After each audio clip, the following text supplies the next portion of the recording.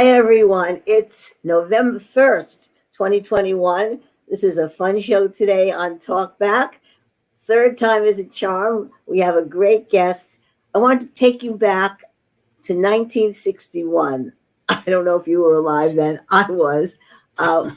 If you were a high school graduate getting ready to go to college like I was in 1961 in New York City, what did you do for the summer? Well, guess what? You went to the Catskills and you became a counselor. And so up I went, up Route 17 from New York City all the way to Youngsville, New York, where I was a counselor at Camp Chickalack, right down the road from Grossinger's, one of the most famous hotels of the Catskill era.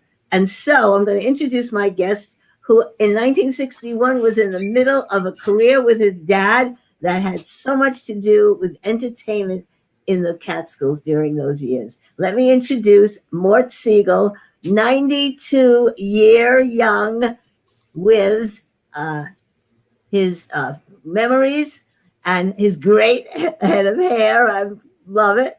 And hi, Mort. It's good to see you. Hi, tonight. It's great being with you. Yes, and you're in New Jersey, which has been pretty much your correct. home most of your life. So tell me, in 1961, the Catskills were going on. What were you doing then? Okay, I was 62 then. Okay, I was already married. We already had 2 children. And I spent my weekends at that point working with my dad. I started earlier working full-time for my father, or with my father. And then as we got older and I had family to take care of, we spent all of the weekends going up to the Catskills and working with my dad and furnishing entertainment to the hotels. We never booked the largest hotels in the Catskills, but we did book the largest quantity. We had 121 shows running on a Saturday night, and that was a unique thing.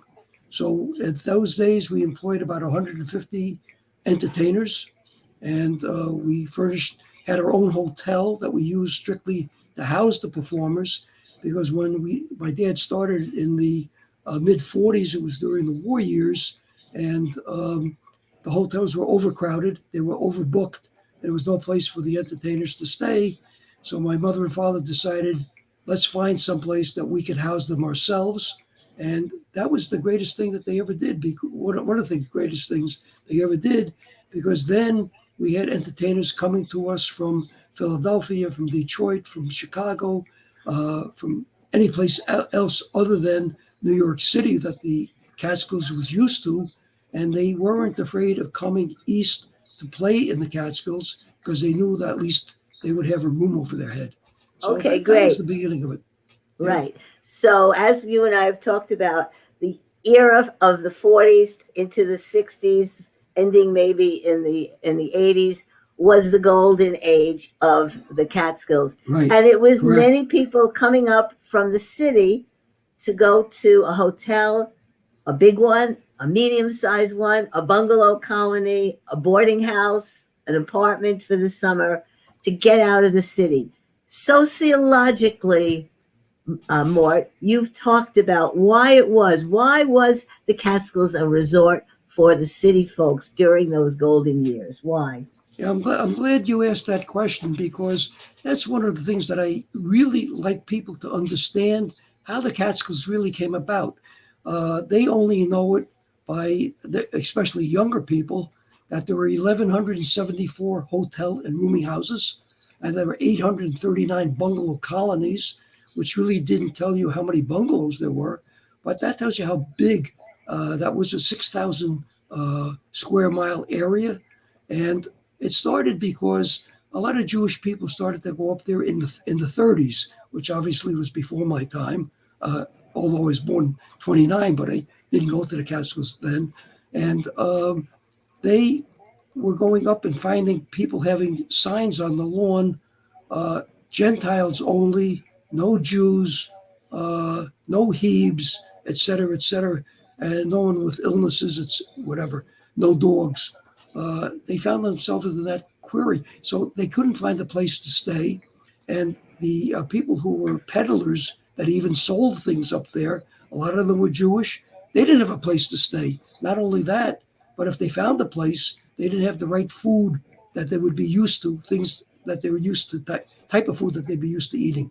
So what happened is that as new settlers came to this country, they were told, oh, if you want a place where there's clean air and everything else, go up to the Catskills. Well, some of them went up figuring they would become farmers and run a farm. What happened there is that the soil was not fertile.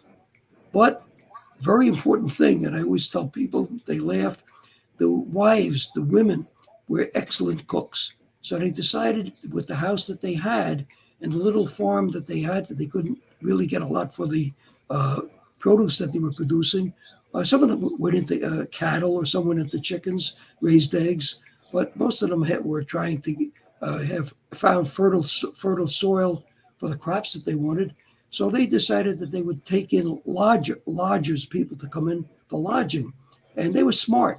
They put a sign outside on the lawn that said, dietary laws observed. And of course, that brought more Jews up there. And finally, around 1898, just before 1900, someone bought out one of the big hotels, turned it into a hotel that Jewish people would go to. And bit by bit, the hotel industry grew, and more Jews came up to the country. And it was really interesting because of the type of food that they were used to. Jewish people wanted to be with their own kind and eat their own food. And that's what really brought them up to the Catskills, because they could do both up there.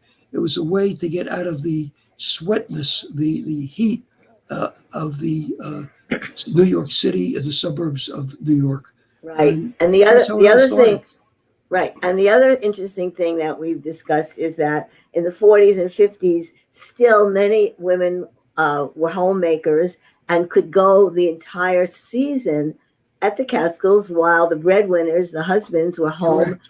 Back in New York working, and they'd come up on Friday night and go back on Sunday, or take a week or two for the summer.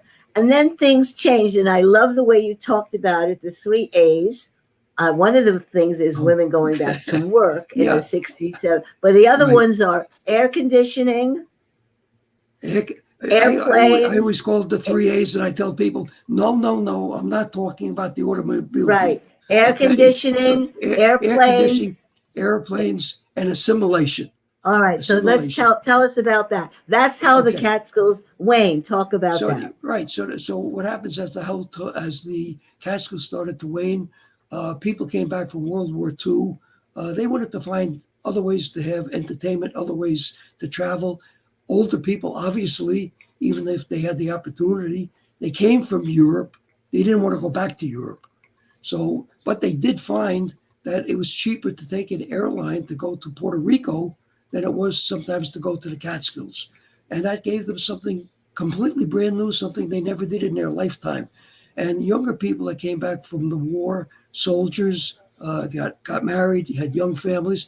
They enjoyed the Catskills, and they would go up there, and they started getting tired of it.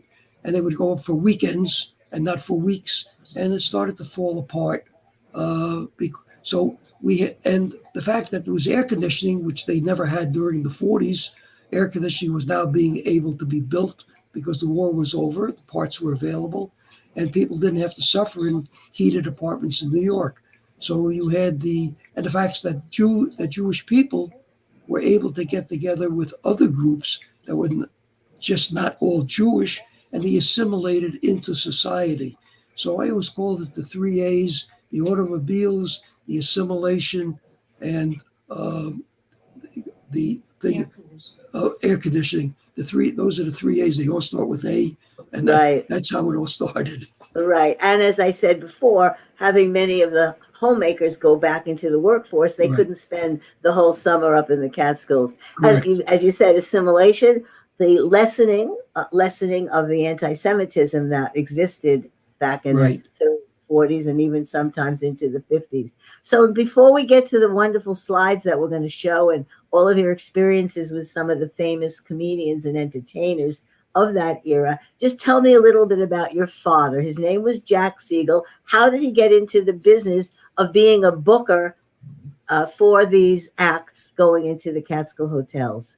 My father had been in the business. My father was in several businesses when a little child, and he always enjoyed entertainment. He belonged to a couple of Jewish groups uh, that were Jewish entertainers. And one day somebody came to him that was a mind reading act, and said, "Would you manage us, because we didn't know who else to go to?" And he took them under management. It's called the Jarretts. They were really very good, and came a couple of years in the early 40s. My father was very difficulty in finding places for them to work. So he heard that the Catskills were starting to roar. He figured he would go up there and sell a team, the Jarretts. And when he went up to the Catskills, he found, yes, they would be interesting, but that's one show. If we're going to switch from our steady standard master of ceremonies, a straight man, and a singer on the team, we need more than that. So my father decided that he would start, and he figured out that he could start the entertainment up in the Catskills by booking at least 6 hotels. And it took him a while, but he was able to get 6 hotels together, and he got enough entertainers together that each one would do 2 shows a night, meaning they would go to one hotel for what they call the early show, 9 and 9:15, and then they would ride to the second hotel, which would be a 10:30 show. So he would be giving performers 2 shows a night, and he would be booking 6 hotels. And he started with that, and then what happened? He found that the hotels were rooming the performers in the lobby, in the chicken coop, with the bus boys. They didn't have the rooms because everything was booked. My father then had the 6 hotels booked, and then he found out he didn't have a room for himself or my mother. So he asked the policeman that was standing on the corner in Liberty, New York, "Can you help me?" And he pleaded with the guy. He said, "Why don't you put me in jail?" So the cop looked at him. He said, "What are you, another drunk tourist?" He says, "No, I'm working the same way you are." And long story short, the cop found himself a rooming house. When my folks woke up in the morning, the place was light, clear, everything. And he went to the woman who owned it, Mrs. Nichols, and said, "Tell me, how many rooms do you have?" She said, 6. "How much are they?" "Well, in those days," she said, "well, I charge $1.50 a person." I mean, you have to understand what money was back then. So my father said, "Okay, I'm going to take all 6 for the rest of the summer." And then he went back to the hotels that he had, and he said, "You don't have to house my performers anymore, but I'm charging you $2 a head extra." And that's how it started, where we were housing our own performers. And that's how we got involved booking entertainment for the Catskills. And the 6 hotels, as I said, led to 121 shows on a Saturday night. Okay, great. So now we're going to take a look at the PowerPoint you've developed with so many images, and we're going to go through them and get to see it. Can you see this, Mort?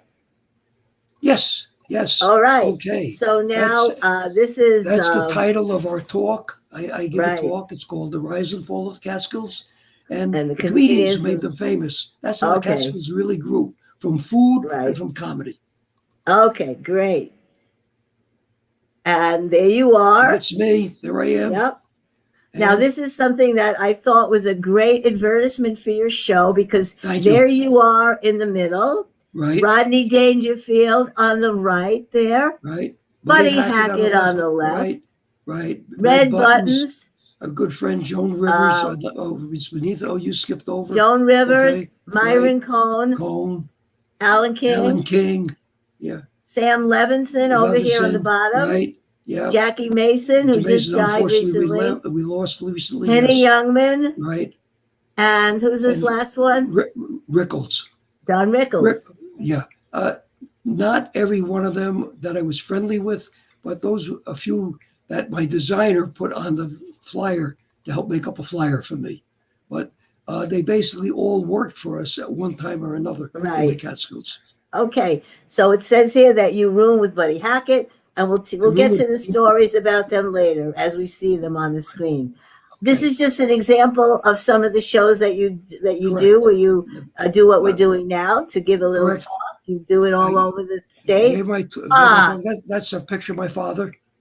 My there dad you was are. 99 when he passed away, and And I think there's another picture of him coming he up was soon. 99 years old. Right, correct. Wow. And again, you made the newspapers. You told the Well, story of your dad's right. Borscht A Belt lot biz. of people, when they heard some of the stories, came to hear my talk about it because it reflected on my dad and on our family, how we made a big point in the Catskills. Right. Let me read this because this was a great story that you've Sure. told me. It's right here in the book. Love Joan Rivers. She was a Phi Beta Kappa from Barnard. She majored in Right. A lot of sociology. people didn't. She A lot was of people really did not know that. smart. But a lot of the Yes. hotels were not exactly good with her type of humor. And she told your father, Jack, send me out as a lecturer so if I get any laughs, I'll feel much better about it. As a comedian, I'm not getting any laughs. And That's then right. Mort said his father told Rivers, you're very good. Stay with it. He got her a booking at a yacht club in Westchester and she was successful. And when she returned to the mountains, he said, I told you. And she never forgot that. And then you met I, her at a yeah, and nightclub that where she was employed. What a happened? very, very, very, very big thing about her. She was a true person. A lot of performers have two sides to them. Uh, she, she, her comedy later on became a little bit lewd. Some people did not like it, but anyone that's watching the program would have liked to have her as a neighbor. She was that type of person. And I was at a show in Detroit, as it happened. I was in Detroit at the time. I saw that she was performing at a cabaret, and I sent a note back that I would like to see her after the show. And as soon as she came out, she asked for the spotlights to be dimmed and the house lights to be turned on. And she asked me out in the audience, she said, where is Morty Siegel standing? It was called Morty in those days, sitting. And I said, stand up. You know, I can't see you without my glasses. That was before she was using contacts. And when I finally stood up, she said to everyone in the room, you see that person that's standing? If it wasn't for his father, I wouldn't be standing here today. Now, that's Wow. what you call a mensch, a real person. That's a great story. Yeah, Mensch is a good word. Oh, there's the library thanking you for your talks. right. Ah, Right. your father Okay. made the Hall of Fame. He made the Hall of Fame of the Personal Managers Group. This was just 6 years ago. My dad passed away in the year 2000, and it wasn't until 2015, 15, that he got this award. And they gave him the award because he was the one that's actually was considered the person that launched the careers of Buddy Hackett, Jackie Mason, and Joan Rivers, as we just spoke about. And he was also a lot of people thought that he was the background for the movie about Broadway Danny Rose, because a lot of the things that's in the movie are things that he did in his life being in the entertainment business. Right. So now we open up. This is great. I love Right? this. We'll open the curtain We open the to the curtain and Catskills. That's all right. great. And the largest hotels in the Catskills were able to spend enough money to have a sign on the highway for their own hotel. But the signs were very expensive. So a lot of the hotels joined with each other, figuring they'll get part of the money spending. And this is a typical sign that's reproduced. And those are all hotels were up in the Catskills, Right. some of which were our clients, and some were not. Right, that's Right. a typical sign that you would see on Route 17 coming Right. up from the city. Right. I mentioned Route 17. That was the road. And Right? these were Yeah, mostly more of the yeah. middle side. They would say that the white line in the middle of the road was painted with sour cream. So Okay. that was one way of getting up to the Catskills. Right. Just follow the white line, right? You know, So my family, when I was barely 3 years old, you mentioned the farms, and we stayed at a farm, I forget, somewhere around Monticello, I think, owned by the Soloway family. And we stayed in a wow, cabin on their farm. There were just a couple of cabins. So I know exactly what you're talking about. right. Stevensonville. Yeah, I wanted to throw in a few pictures so people could visualize, because the hotels don't stand anymore; they're not there. What Right, some of the hotels looked like back in the 40s, 50s, 60s. This is the Stevensville Lake Hotel in Swan Lake, New York, right. and this was the Fieldstone Hotel, which was considered Swan Lake, was at the very edge of Swan Lake and Ferndale, run by the Levine family. That was one of the hotels we furnished with entertainment. And of course, the Waldmere was up in Livingston Manor, and that was a hotel that drew a lot of young people. They were known that young crowds came up there. So that was a formidable picture. And when I started to talk, there weren't many pictures you could take because hotels were already being torn down or being boarded up. So these are Wow, pictures that yeah, I either had or came from right. photographs or from postcards. Oh, I love showing this picture. Okay. You said something at the very beginning about my white hair, that I have white hair. So if you look at the picture, the bottom row, second from the right, that's me. I did have dark Wow, hair at one time. I did yeah. have dark hair. And that's when I worked. I did work for 3 years in a hotel in Ferndale, Pollock's Hotel. They then changed the name from Pollock's to Pollock's Grandview, and this was taken my second year of working there. So this would have been in 1944. I started working 43, and I was a busboy for those 3 years. And in my third Wow. year, they paid me $2 extra because I had a way around the kitchen, and I also became an assistant salad maker. So everybody kids me, you want to come over to my house to make salad? It does So, work. you know the Yeah, movie Dirty Dancing? That hotel is one of the medium size it looked like. Was your that's hotel correct. like that? Would you say it was like that? This hotel accommodated about 250 to 300 guests. That was it. Yeah. Yeah. Okay. And this? This is a picture, one of the early pictures of entertainers that started working for my father, comedian at the bottom. His name was Milt Ross, Ross. His real name was Rosenblatt. And he was a great comic. The reason he was a great comic happens to be in the front of the picture, but he was a great comic because he had a great singing voice. And if the comedy didn't go, he would bow down on one knee and would become Al Jolson. And he sounded just like Al. The people loved his singing. So he could never do a wrong thing because if the comedy didn't go, the singing won them over.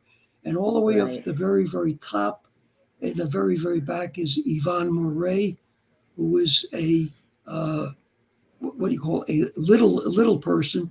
She stood 3 foot in height and it was perfectly formed. And she had been in the movies. And Wow. she was standing, obviously standing on somebody's shoulder in order to be up that high. Right. Otherwise, you wouldn't see her. And of course, Right. three of the So girls there, that so Morrissey versus he sisters. was a he was a typical act in the Catskills, Yes, sort of absolutely. Right, singer, comedian, and right, so forth. Now, in right. the bungalow colonies that I was at a couple of times, they had a place, not the ballroom, which you would have at the Concord or Grossinger's. They had what they called a casino, but there would be shows Correct. there too. During the Right, week, right. the shows were put on by the residents, but on Saturday night, they'd have somebody that maybe your father booked who'd come in for the evening, right? That's what Probably, we did. Yeah, yeah, yeah. A lot of places had what we call staff performers, which basically would be a someone who called himself a master of ceremonies, a straight man, and usually a female singer. And right, they would put on skits during the week or play games on the grounds of the hotel with the right, uh, guests. And they even had the people from the dining room partake because if they needed extra people, they would call us in. So one of the right, things that happened is that we had a drapery that was in the casino that actually rose. It came up this way. And they invited about 5 girls up on stage. They were going to have a beautiful leg contest. And 5 girls came up, but before they came up, the MC had already asked 5 of us busboys and waiters to come up. And when the girls came up, he told the girls, shh, shh, don't say anything. You're not going on. you'll laugh with it. We'll give you something anyway. And they told all of the fellows to take their shoes off, take their socks off, and take their pants and roll it up above their knee. And we had our legs streaming below the curtain, and I won best legs, but just one of those things. I think my uncle Jack did that at the Hoffman Bungalow Colony. It was Right. We Are the Hoffman Girls. Right. Yes. All right. It was funny. Grosinger Hotel, absolutely beautiful. A beautiful family ran that hotel. And I know it's tough to believe that hotel is gone now 35 years. It's gone 35 years. 35 years ago. They went out smiling. They didn't go bankrupt or anything like that. Right. Yeah, they're very lovely, That was very in lovely Liberty, people. New York, and that was right down the road from my Camp Where you were. Chicolac. Yes, Yeah. yes. Ah, And I always put into the thing a menu from one of the hotels, because other than comedy, other than entertainment, the thing that intrigued people were coming up there to eat. And it was eat everything. I mean, they got a menu with, let's say, 5 appetizers, 10 entrees, 6 soups. And it wasn't that you could just order one. If you didn't like the soup, if you wanted a double, if you wanted to try 2 soups, buy 2 soups. you could have them all. You could have everything on the menu. Yeah. And 10 different desserts. It was amazing. Right. It was amazing. Food was And this big is just item. lunch. So just for lunch, you could have Right. filet And of they had the striped same, bass, right. And the same thing again pancakes, for dinner. lasagna, Right. omelets, It was amazing. vegetables. Anything you wanted, and if you didn't like it, you could take 2 of the other plates. They didn't care. Didn't make any Right. difference. Seconds, thirds, fourths, no problem. Yeah, Salmon salad. very little got sent back to the kitchen, but a lot of extras came out, like side dishes. Right. I'll have 2 sides of this, a side of this. It was amazing what people could put away. So I like this one because Jenny Grosinger had her own country club rye bread. Yes, that's correct. And then you got sour cream with sliced peaches, sliced bananas, or boysenberries, but Right. wasn't just sour cream, heavy sour cream. It was heavy sour cream. Yes, it was. Yes, it was. There is a difference. There is a difference. Yes, there is. Yes. And look at how many deserve. And as you said, Mort, you could sit there all day and order everything on the menu. And the other Right. interesting thing is that the waiters got to know their tables. By the time you were there for the weekend Right. or the week, they knew what you liked, what you wanted in the morning, where your napkin should go, and so forth. Absolutely. We had the same people coming back. I was in the hotel for 3 Right. years. We had the same, I would say at least 60, 70% of the guests All right. came back every year. And you said about the heavy sour cream, reminded me, sometimes the Catskills were called the Sour Cream Sierras. So that was another nickname for the Catskills. Yeah. All right. This one, when I was a kid, Mort, before you talk about this, Sure. I read religiously Motion Picture Magazine, and it was the Eddie Fisher, Debbie Reynolds, Elizabeth Taylor, Richard Burton thing went on for months, right? Right. Why is Right. this photo here? That's correct. Well,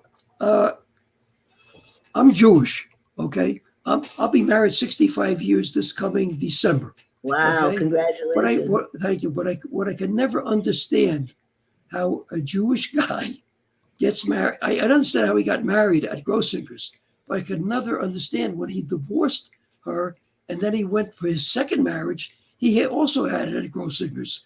I mean, I thought about it, and I've asked a lot of people that are psychiatrists, psychologists.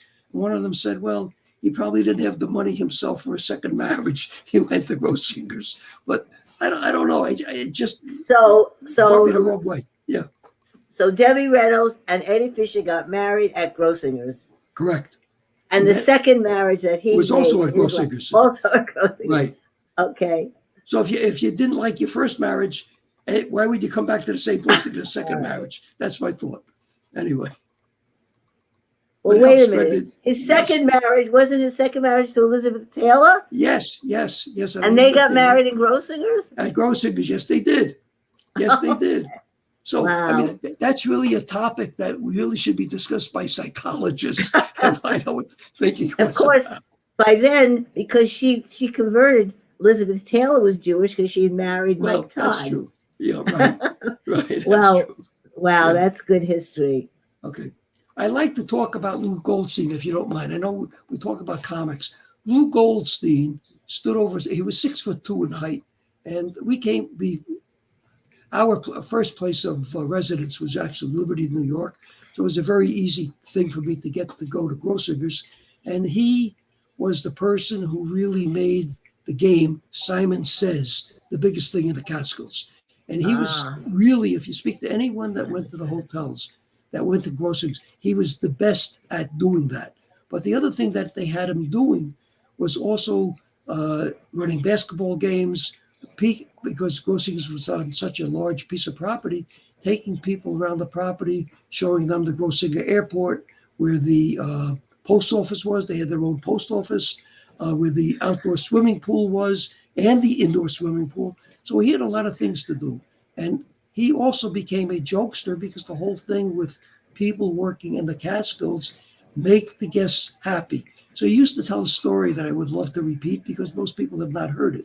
He would talk about this one couple that was on his walk. He would say, they're always complaining. They're always fighting with each other, always fighting. And finally, the wife said to the husband, I don't care about you anymore. I don't care about anything that you do. We're getting a divorce. And when we get a divorce, I'm going to dance on your grave. The husband was walking. He never said a thing. And what happened the next day, the husband went to his attorney, to his lawyer, and he said, I want to be buried at sea. Let her dance, let her dance. So I always thought that was a funny joke. All I right. always like Lou to tell it. Goldstein. Oh, we did that already. Yes, Okay. Ah, the Concord, the Concord biggest. Hotel. That's now gone 22 years. I can't Wow. believe it. I mean, Yeah. in its place, they have a gambling casino that's being run, but it's not. They couldn't bring back the type of entertainment. They didn't bring that back. The type of food. So it's really like going to Atlantic City, but you're going to the Catskills to go to a casino. Not Right. the greatest thing in the world. And when they went out of business, they were in debt for $8 million in taxes. They were the Wow. largest tax, what do you call it, falter that you might speak about in hotels in the Catskills. A lot of them Wow. faltered on taxes, but $8 million is amazing. Well, I They're went there gone. with my family more toward the very end, and there was only like two tables in the entire dining room. It Right, was looking a right. little shabby, and it was sad. The only thing was it was very private. We had everything to ourselves. Yeah, That it part. was. Look, it was a great place to go. They did a lot of good things. Uh, Yeah. they the it was built in 1935. It was one of the last hotels that were built up in the Catskills, and Right. they had a goal to become the biggest in the Catskills, and they were between And they them were. and Grossinger's, the two biggest ones. Engelbert Humperdinck. Well, a lot of people remember him before his singing, but what happened is that it's funny because this happened at the hotel that we were just watching at, at the Concord, and in those days in the casino they gave out what was called bongo sticks. It was a stick that had a little wooden ball at the end, and if people liked the performer, they would hit on top of the table. Well, he sang his songs, and every time he finished, everybody, instead of applauding, they would have bongo sticks. And what happened is that he came from England. And in England, in those days, when you sang in a bar, in a saloon, or whatever, people picked up sticks if they didn't like you, and they would hit the table with the sticks to get you off the stage. It was a different thing. Oh. He didn't realize that, and here he was at the Concord, and he vowed he would never come back there again, and he never did.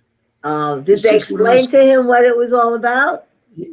Later on, he heard, but he still wouldn't go back. All One of right. those Well, things. Yeah. he's not a comedian anyway, so No, we'll no, pass but on I that. always do that. This is a typical sign that a lot of hotels would have.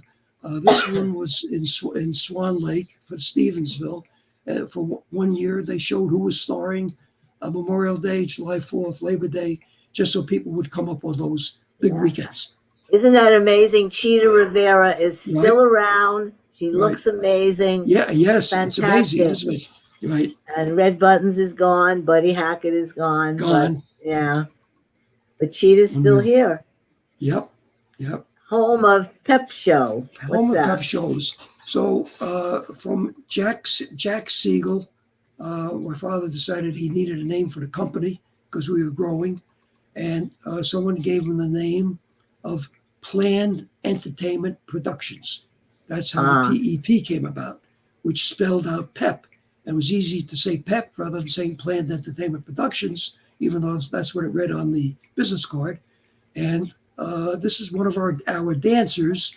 And this picture was probably taken in around 1950, I would say, up in the Catskills, of course. And this is one of the hotels that we rent that had gone out of business, and we rented it for I think 2 or 3 seasons, and that was where we housed our own performers. Oh, nice. That one was in White Sulphur Springs. Okay. Jack Zero. Jack Zero. Yeah, Jack Zero. There weren't any pictures of Jack Zero for me to put on the screen, but he was an important part of the comedy scene up in the Catskills, and he would talk about. And he also got edgy as you went along. He would talk about how you first went up to the Catskills and the rooms were so small, the doorknob got into bed with you when you closed it, that if you wanted a view and you called down to the owner of the hotel owner would say, you want a view too? You got a room, you want a view? Move the dresser away, you look out the window, you'll have a view. So that was his type of comedy, but he finally got to the point and comedy, which I really should explain to the people that are watching this thing, that Jewish population in those days, in the 40s, 50s, was probably about at the most 3% of the total population. But all of the comedians, 80% were Jewish. It's immense. It was huge. And a lot of people, they wanted to really get going, especially after the war years. They didn't want just the typical Jewish type of humor. And he used to tell one joke that I always thought was funny. It was a true story. And that most humor that's based upon true stories became very, very funny. He would talk about the time that he worked as a shoe salesman. And a very well-endowed woman walked into the store and sat down with her daughter, plunked themselves into 2 seats. And as women of our age would think back, you would remember shoe stores where you walked in and they had you sit down, they measured your foot, and they brought out your shoes and they tried them on. So that's how many years ago that was. Today, you just walk in, pick up a box, and you walk out. But he sat down, the woman said she wants some energetics, that was the name of the shoe at the time, and patent leather with a little leather, and a very short heel and the whole thing. So a size 7.5 medium. He measured her foot and he went back, brought out 3 boxes of shoes, plunked them down on the ground. She was busy talking to her daughter. And he was short and fat and had a basically bald head. Bald head, not a hair on his head. So he bent down to put on a shoe to fit it on the woman. Woman got startled, saw his bald head, thought her knee was exposed, and pulled her dress down over his head. So that was the early humor, right. But that was based on a true story. What I'm noticing here, Mort, is that all the men are wearing suits and ties, and even the women are look like suits, not even ball gowns or cocktail dresses. No, Saturday night was dress-up night. Even at the camps, it was dress-up night. No, but they're not the cocktail dresses that I would be thinking of. They look like women's suits. Right, correct. All right, well, let's go. Buddy Hackett. You roomed with him, right? I roomed with Buddy Hackett in 1946. That's when we had our house that we housed the performers in Liberty. And Buddy had a room on the ground floor. It was a two-story house. We had about 29 rooms, but as our business was getting busy, we were short on places. So my mother took Buddy into me rooming with him. We had 2 separate beds, but he liked the fact that he came in late at night, late in the morning, and we were friends. He was 5 years older than I was at the time, and he was just a funny guy. He was the only comedian that I could talk about that was his best advertisement firm. He would come up with ideas that would get his name recognized all over the United States, certainly all over the Catskills, because he would do things that the other comics wouldn't do. And one night we were sitting around, and the older comics started to say to him, "Oh, you're nothing. You're a newcomer to your whole thing. What do you call it? You're all wet with the comedy." And there was a bathroom that was downstairs in this particular building, because it had once been a home for sick people. And he said, I'm leaving. He got it from the table, went into the bathroom. We heard the shower running. He came out soaking wet, and he said to the other comics, "Now you could say I'm all wet." And he walked away, but he became a big comic. Well, he certainly was one of the most famous. And then, of Yes. course, Jackie Mason, who just died recently. Yeah, Jackie Mason.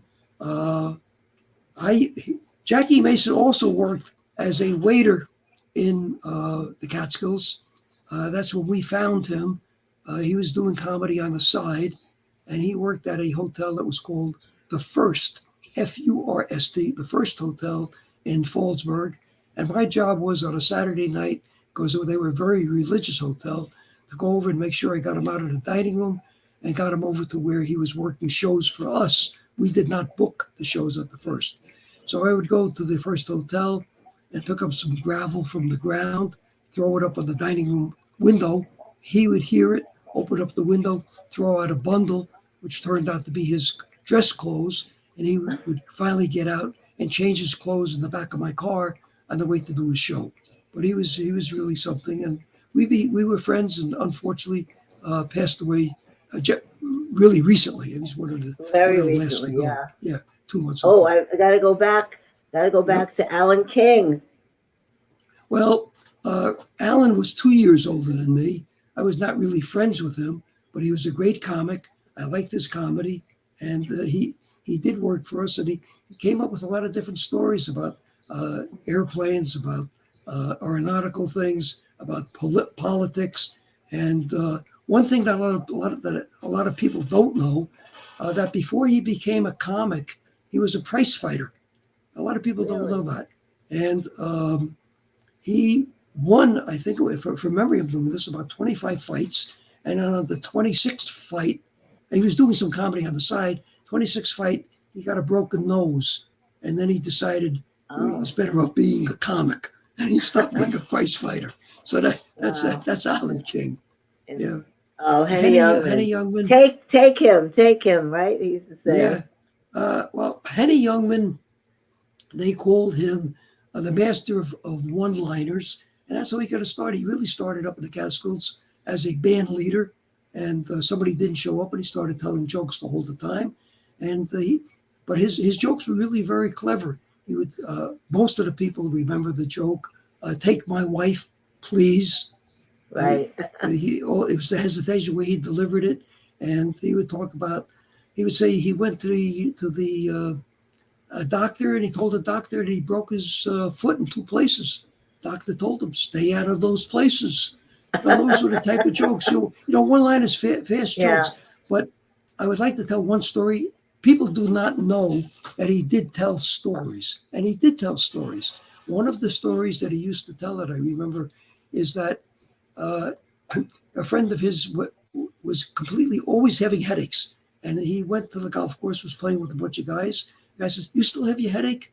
And he goes, "I can't get rid of my headache." And his friend said to him, "Why don't you do what I do?" "Well, what do you do?" He says, "Well, I go home and I get comfortable, and I put my head, I rest my head on my wife's ample bosom, and all of a sudden, all of my worries go away and the whole thing. And next thing I know, my headache is cleared. You ought to try that." He says, "Well, I think I'll do that." And a couple of days later, the guy's back at the golf course, and his friend said to him, "So tell me, how's your headache? He says, oh, I don't have it right now. Oh, did you do what I told you to do? He says, yes. He says, I went and I did the same thing and everything was wonderful. And by the way, you have a beautiful home. So Right, got it. that But was you're right. that. Usually his jokes were very short. Yeah, And to the right, point. Yeah. right. So that was it. Ah, Red buttons. Love red buttons. A lot of people don't know that his name was Aaron Coit. Um, but how he got his name, most people don't know that either.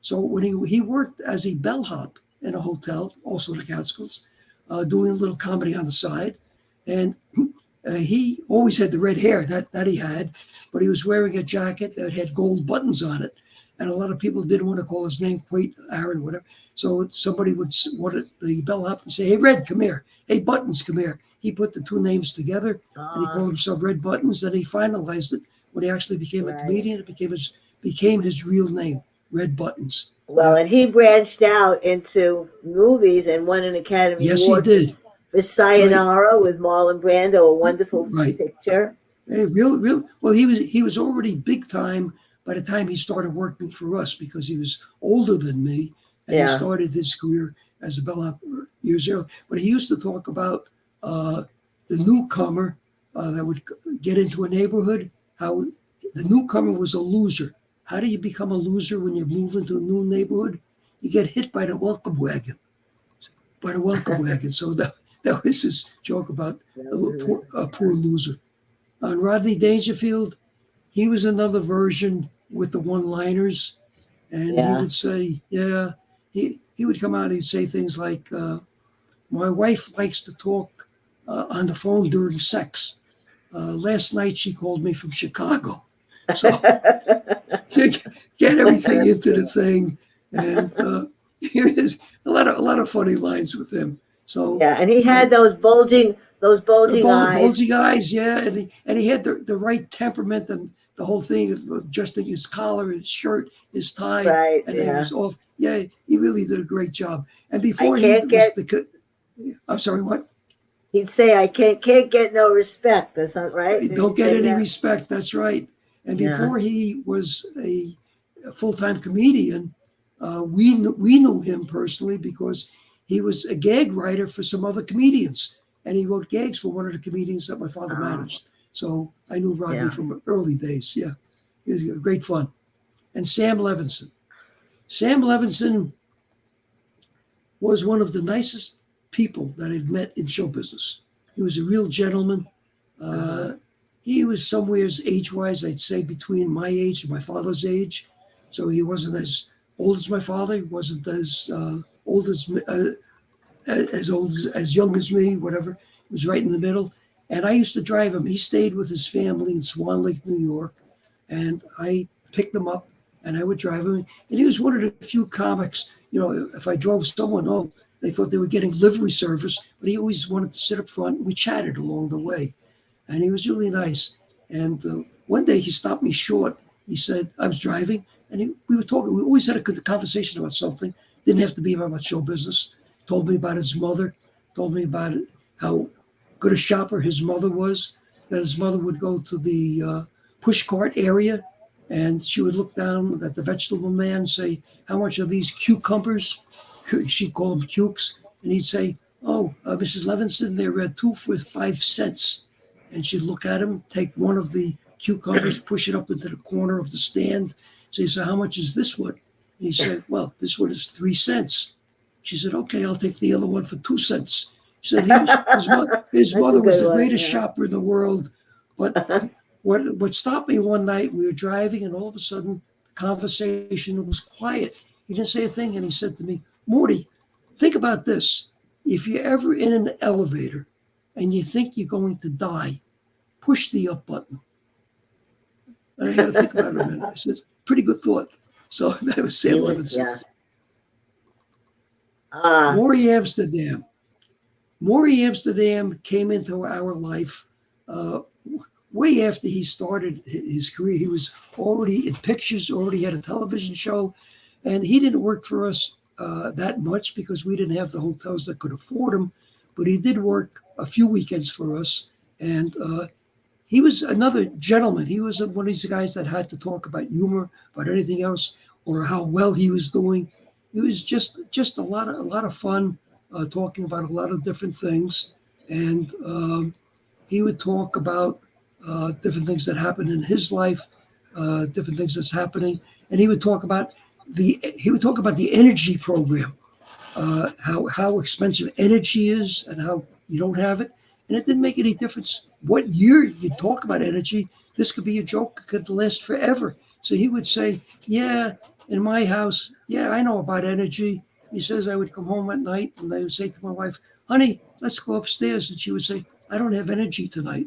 So he says, that's the way we know about energy. We found out in our own household, He Well, would talk about things like that. Mort, he became famous to most people back in the, I guess it was the '60s, with the Mary Tyler, when the Dick Van Dyke Show, with Right, Mary Tyler right. Moore playing Dick Van Dyke's wife, and Dick Van Dyke and Maury Amsterdam were comedy writers for a TV Correct. show. That was their He, thing. He was really right. famous. He and Rosemarie was the other comedian. Absolutely, Yeah. absolutely. And a lot of people don't know, just before we start with Joan, I just want to say that Maury also was a songwriter. He wrote the lyrics for about why oh why Wyoming, Ohio. which was somebody else wrote the song for Ohio, which was after he did the song Why Oh Why Wyoming. Somebody else did that one, but he is the one that wrote the song for the sisters about the what's the song? All right. Andrew sisters? For the what sisters? Andrew? For the Andrew sisters. Sisters. Remember, Oh, okay. he did the lyrics of it. Had to get the All thing right. from the audience. So when we yeah. come to Joan, they're going to be making either a play or a musical about her. Something's coming up. I would like to see that happen. She really was a very fine person, as I said earlier on. Right. And she just is the thing with Joan and I. We were 4 years apart. I was 4 years older than Joan. I was already out of college. She was still at Barnard, but worked for us during the summertime. She had one more year to go. And we were both born in June. We found out that we had the birthday on the same date. She was born on June 8th. I was born on June 8th, 4 years before she was. So she used to go around and call me twin, because that was the sign for Gemini. Or sometimes she'd call me Gemini. And sometimes, if I was lucky, she would call me Morty or Mort. So we were friends in that degree. Yeah. Yeah. She's a great woman. Oh, wait a minute. Let me go back, because somebody that was a famous woman comedian. She'd go on the Ed Sullivan Show. Oh, right? Toady Fields. Yeah. Toady Fields. Toady Fields, unfortunately, I hate to place that. I think she passed away in the mid to late 30s, in her mid to late 30s. But she was really good. She was way overweight. She had some other illness issues, and she made them part of her comedy. And she would say to people, "Oh, I'm not too heavy. I'm just a little overweight." She says, "And besides, I have the figure of Marilyn Monroe. Absolutely the figure of Marilyn Monroe." She says, "You want to know something? Her figure, her dining room is 12 by 10, and so is mine. We have the same figure." So that was cute. she would. That was Toady Fields. Yeah, nice lady. Yvonne Moret. Yvonne Moret, you can see the size of her. That was the one that I showed in a very early picture, standing on somebody's shoulder. She had been in the movies. She was a comedian. She sang, had a terrific voice, and she would sing. And I didn't get around to talking about the type of comedy, but a lot of jokes and things were said about older people. One of the things, she would stop in the middle of songs and throw out a little piece of comedy. And one that I always remember that she used to say, an elderly man was walking down the street, and all of a sudden he got down to the corner and they saw a bunch of boys playing ball in the street. And they saw a little boy sitting on the curb crying his heart out, And he said to the little boy, "So tell me, why are you crying?" And the little boy said, "Because I can't do what the big boys do." So the old man sat down and he cried too. So that was the type of humor put into song at the time. Did she ever make it big? Was she ever on the Sullivan Show or anything? No, but she was in the Wizard of Oz movies. Oh, She started the was. Wizard of Oz movies. And again, like Joan Rivers, a person that you would love to have as a neighbor, because a true person, I have to tell you this, I was in the service. I fought in Korea during the Korean War. I was at the camp in Seattle, Washington, waiting to be shipped out. She worked all of the nightclubs in Nevada, Arizona, and it just so happened she was working in a club in Washington that was about 260 miles away from the camp that I was at. And the night before I was leaving, I got a note that somebody said, somebody to see you down where the entrance is. They can't come in, obviously, but you can go down and see who it is. And came down. She had her brother drive her 260 miles each way to see me before I left for overseas. And that's what you call a real person, a doll. Myron Cohen. Myron Cohen was another guy that I used to drive to different shows. He was the one that sat in the back seat. He thought I was the real driver. Anyway, his comedy was really very good. He could also is one that could tell you a joke about almost anything. He was not limited to Jewish jokes or anything else. And one of the things about him that most people don't know is he was on the Sullivan Show, not a few times, but a lot of times. And people were wondering, how come he was on so many times? In those days, Ed Sullivan was having a feud with Walter Winchell. Walter Winchell worked for the Mirror, and Sullivan had a column in the Post.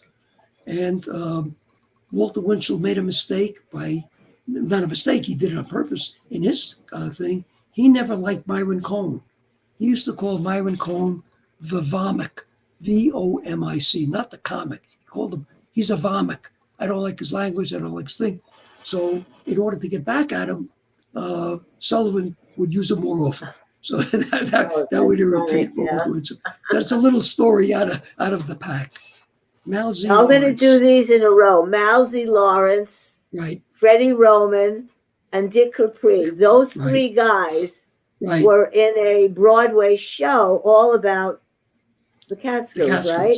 Right. Yeah. That's and they cool. did very well, bringing back the nostalgia of the Catskills comics. And it was on Broadway some years ago. It was great.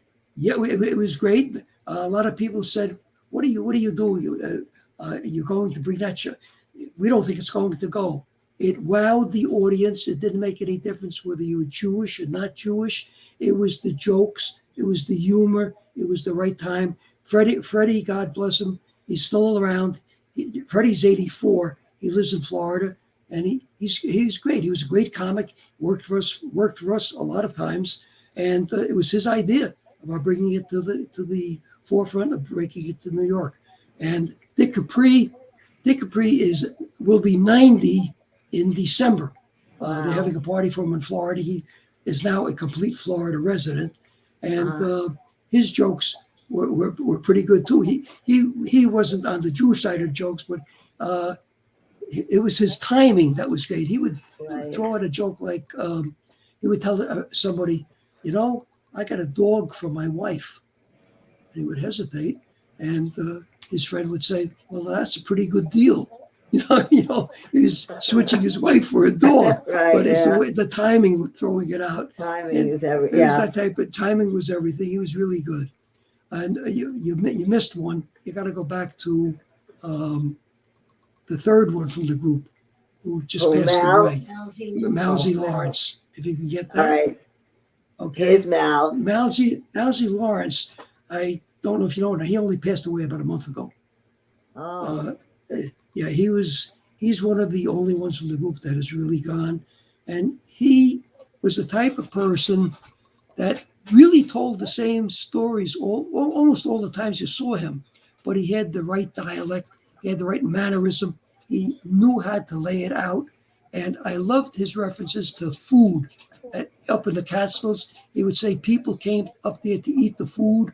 They should have weighed them in because they should have been weighed out. That's how much they weighed going home. They needed a forklift to get them up from the seat to get them home.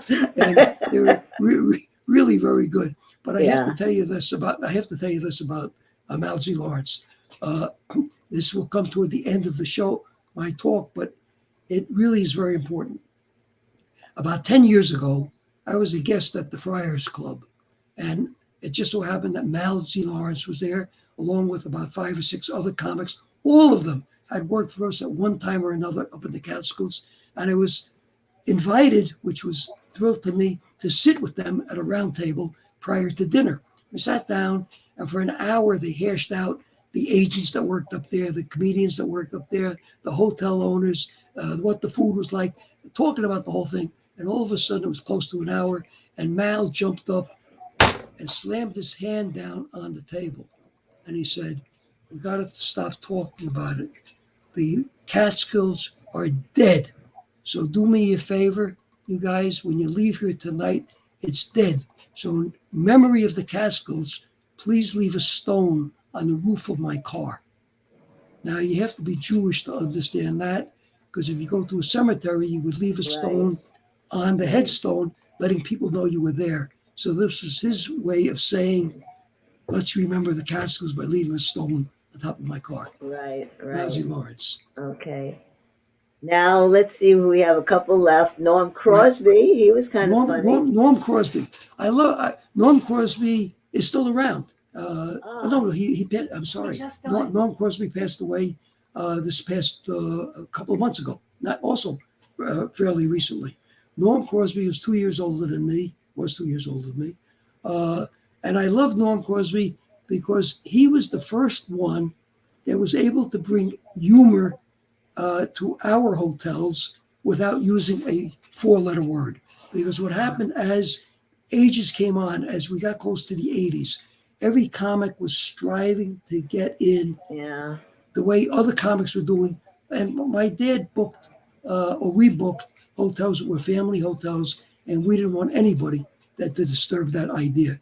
Norm was able to do it, but he came in with jokes that were fairly close, but it got to that bit. He would talk about the man that went to the doctor, and the doctor would say to him, "So tell me, how many times a week do you have sex?" And he would say, "Monday, Wednesday, and Friday." And the doctor said, "I would suggest that you give up Wednesday." The guy said, "I can't. That's the only night I'm home." So that was one of his jokes, and he would talk about that, and he would talk about other things to do with that.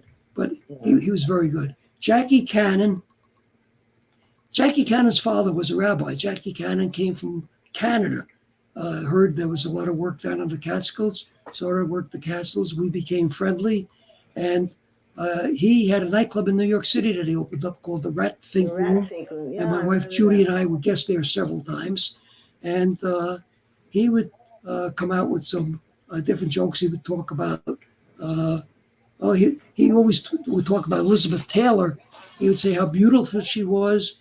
She had beautiful hair, beautiful lips, beautiful legs, beautiful, and she was beautiful. And who else would be that way? And some guy yelled up from the audience, "My wife." So, he would talk about people like that.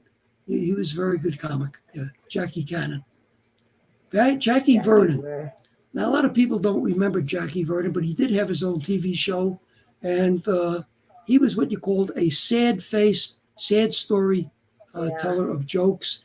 But he was very inventive with the type of jokes that he would tell. He would say that he went to the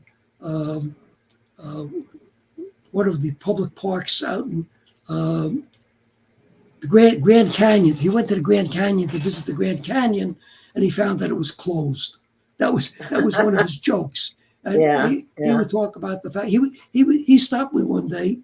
This was before I was married, and he said to me, it was on a Sunday morning, I remember.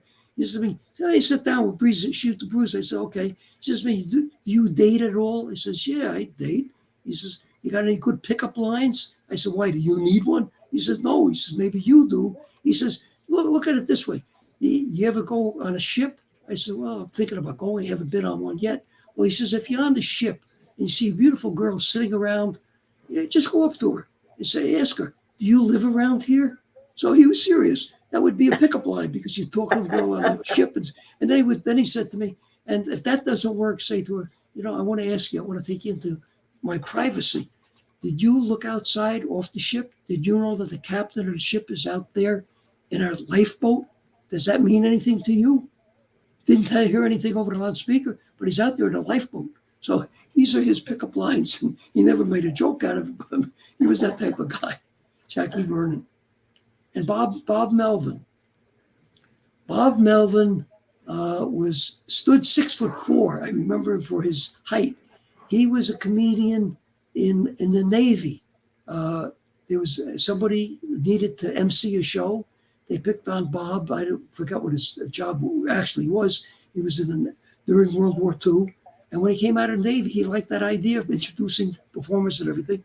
And one of the funny things about him, he did something that no other comic has ever done, is that when he finished his act, doing his act, he would rate the audience. And he would tell the audience, I'm going to rate you on whether you're laughing, whether you're not laughing. And they thought he's crazy. But he made a big joke out of it at the very end, and he would rate the audience, and 65 was a passing mark. He had to do 65 or better with the audience. But that was Bob Melvin. And he told jokes about Jewish families, which endeared him to a lot of people.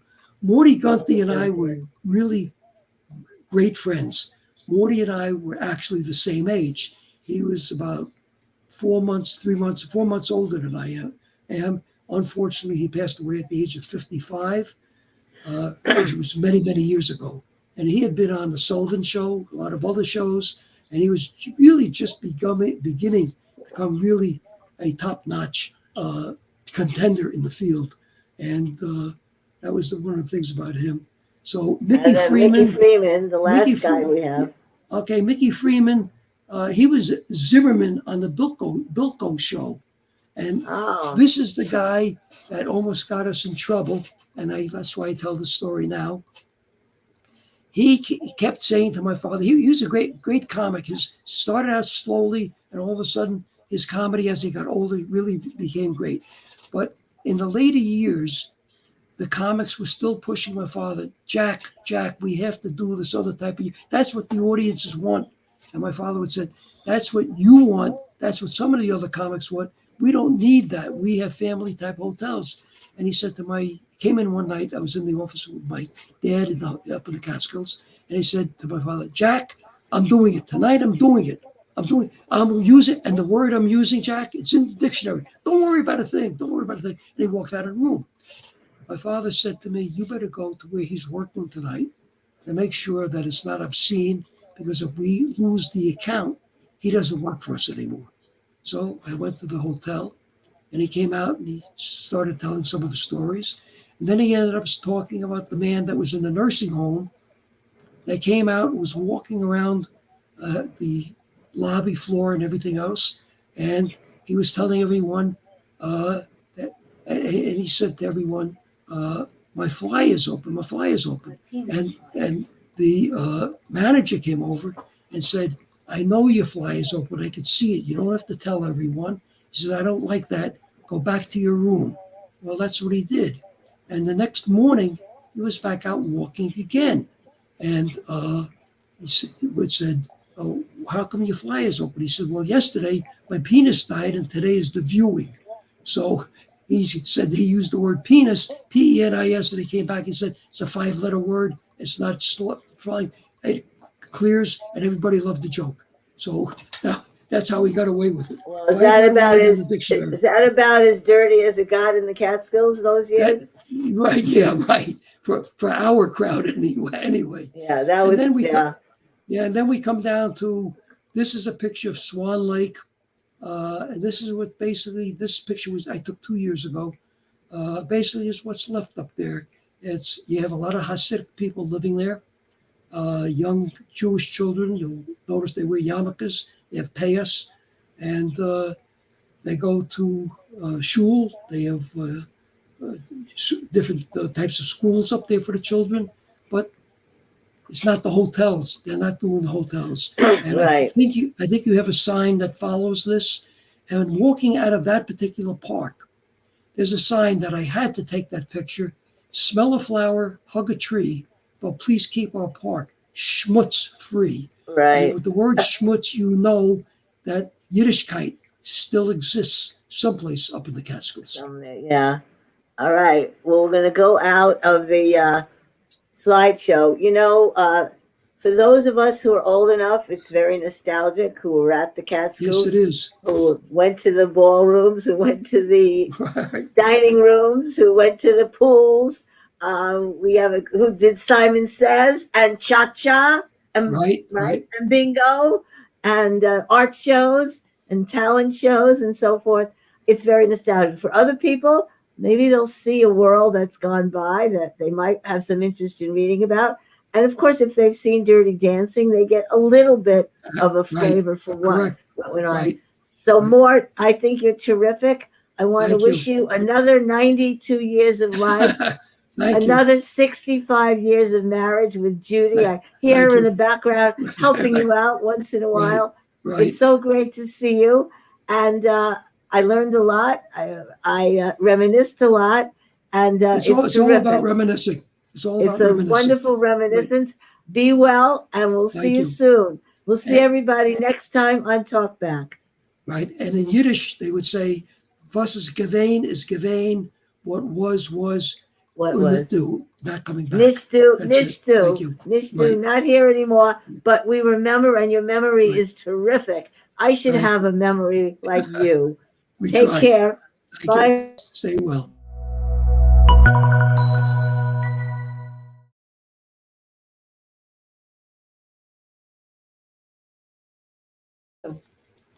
I unfortunately fell asleep.